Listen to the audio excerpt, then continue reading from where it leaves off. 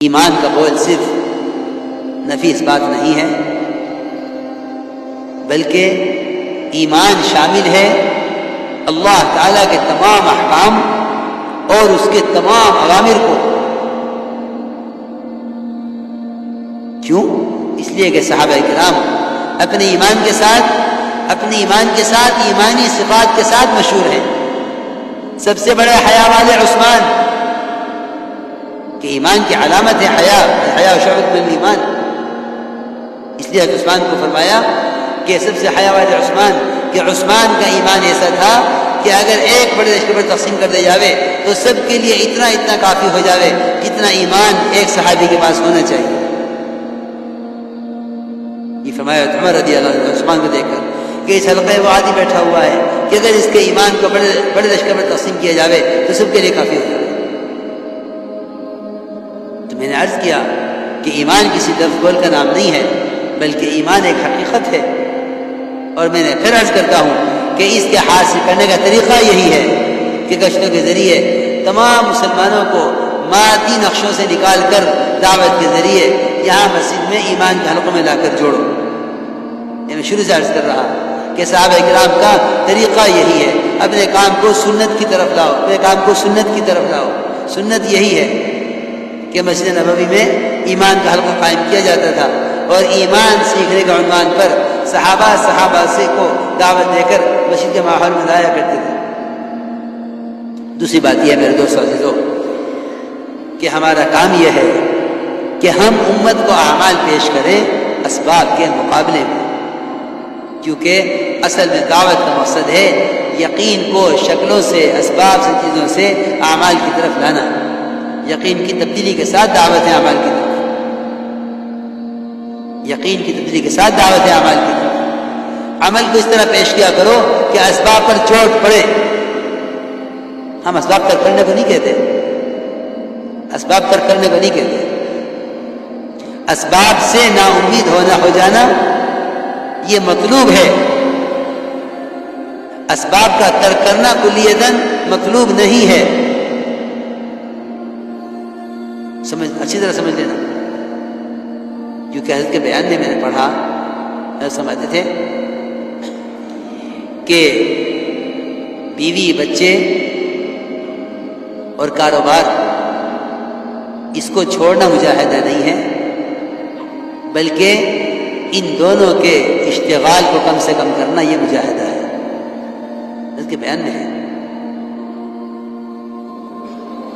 کہ بیوی بچوں کا چھوڑنا اور کاروبار کا ہمیشہ کے لیے چھوڑ دینا یہ مجاہدہ نہیں ہے، بلکہ ان دونوں کے اشتغال کو کم کرنا مجاہدہ ہے۔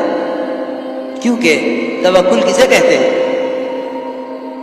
توکل ترک اسباب کو نہیں کہتے، توکل ترک اسباب کو نہیں کہتے۔ توکل کہتے ہیں اللہ کی ذات عالی کے ساتھ اپنی امیدوں کو ایسا وابستہ کر لینا کہ اسباب کی کوئی حیثیت، ان سے کوئی امید دل کے کسی گوشے میں باقی نہ رہے۔ توکل تو بندے کے اللہ کے دماغ اعتراض ہے، اے اللہ میرا حال تو جانتا ہے یا میں جانتا ہوں، تیسرا آدمی میرا حال کو نہیں جانتا، بس اسی کو توکل کہتے ہیں۔ یاد رکھنا، جب یہ توکل مخلوق پر کھل جاوے تو اب یہ تعقل ہے، توکل نہیں ہے۔ یعنی اب تو یہ کھانے پینے والا آدمی ہے، لوگ کہیں گے یہ کچھ نہیں کرتے، ان کی مدد کرو۔ یہ تعقل پہ ہے، تعقل پر ہے، توکل پر نہیں ہے۔ اب یہ تعقل پر ہے، توکل پر نہیں ہے۔ توکل تو راز ہے بندے کے اللہ کے درمیان، کیونکہ صحابہ کرام اسی توکل کے ذریعے اللہ کی ذات عالی سے فائدہ اٹھاتے تھے۔ کہ ایک صحابی فقر سے تنگ آ کر گھر سے باہر نکلے، بیوی کو خیال ہوا ایسا نہ ہو باہر جا کر اندر کا حال کسی بھی بیان کر دیں۔ بیوی نے چکی چلانی شروع کر دی تاکہ محلے پڑوس والے چکی کی آواز سنیں تو سمجھیں کہ ہاں ان کے ہاں دانا پس رہا ہے، فاقہ نہیں ہے، اور دھواں اٹھایا تنور میں اس خیال سے کہ پڑوسی یہ سمجھے کھانا پک رہا ہے، فاقہ نہیں ہے، حالانکہ گھر میں ایک دانہ بھی کھانے کو نہیں تھا۔ یہ چکی کو چلتا ہوا چھوڑ کے اندر آ کے بیٹھ گئی کہ بھئی دھواں اٹھ رہا ہے تنور میں سے اور چکی چل رہی ہے، پڑوسی سمجھیں گے کہ چلو دانا پس رہا ہے۔ تھوڑی دیر کے بعد شوہر گھر کی طرف واپس آیا، باہر سے جنگ آ کے گھر کی طرف پلٹا۔ فقر تو آدمی کو کفر تک لے جاتا ہے۔ آ کے جو دیکھا کہ گھر میں سے چلنے کی آواز آ رہی اور دھواں اٹھ رہا کہ یہ کہاں سے آ گیا کھانا۔ اندر آ کے پوچھا گھر والی سے کہ نہیں، کہاں دانا بھی نہیں ہے، کھانے کو بھی نہیں ہے، میں تو چکی چلا کے بیٹھ گئی، وہ چکی خود ہی چل رہی ہے۔ جا کے دیکھا تو آٹا نکل کے پھیل رہا گھر کے اندر، دانا ایک نہیں گھر میں پیسنے کو، دانا ایک بھی نہیں پیسنے کو۔ چکی میں سے آٹا نکل رہا اور پھیل رہا، سارا آٹا سمیٹ لیا، سارے برتن بھر لیے، اور وہ کسی طرح چکی بند نہ ہو کے دے۔ اور صحابی نے اس کا پارٹ اٹھایا، چکی کا پتھر، اس کو الگ رکھ دیا۔ بھئی اور آٹا کیا کریں گے؟ اور تندور کی طرف گئے تو سارا تندور بکری کی چاموں سے بھرا ہوا تیار۔ صبح کو آ کے عرض کیا کہ یا رسول اللہ، رات تو یہ ہوا ہے، آپ نے فرمایا کہ اگر اس چکی کو چلنے دیتے تو قیامت تک اسی طرح چلتی رہتی، آٹا نکلتا رہتا۔ ہاں وہ سبحان اللہ کہتے ہیں نا، آپ کو بتاتا ہوں، یہ یوں کہتے ہیں کہ ہاں وہ صحابی تھے، ہم صحابی نہیں ہیں۔ اللہ کے ساتھ یہی بدگمانی ہے، اللہ کے ساتھ یہی بدگمانی ہے کہ اللہ جو صحابہ کے ساتھ کر چکے وہ ہمارے ساتھ نہیں کریں گے۔ ہر خدا کی قسم کہیں یہ بات نہیں ہے۔ اللہ وہی ہے، وعدے وہی ہیں، اعمال وہی ہیں، امت وہی ہے، کوئی ایک چیز بھی تو بدلی ہوئی نہیں ہے، ایک چیز بھی تو بدلی ہوئی نہیں ہے۔ اللہ وہی، اعمال وہی، وعدے وہی، امت وہی۔ صرف بات اتنی ہے کہ اسباب نے اللہ سے بدگمان کر دیا ہے، اسباب نے اللہ سے بدگمان کر دیا۔ اس لیے خوب جم کے دعوت دیا کرو کہ اللہ کی قدرت وعدوں کے ساتھ ہے، وعدے حکموں کے ساتھ ہے، اسباب کے ساتھ قدرت بھی نہیں ہے، وعدہ بھی نہیں ہے، اسباب کے ساتھ قدرت بھی نہیں ہے، وعدہ بھی۔ جم کے دعوت دیا کرو یقین کے ساتھ کہ قدرت وعدوں کے ساتھ ہے اور وعدے حکموں کے ساتھ ہے، اسباب کے ساتھ قدرت بھی نہیں ہے، وعدہ بھی نہیں ہے۔ پھر اسباب کی حیثیت کیا ہے؟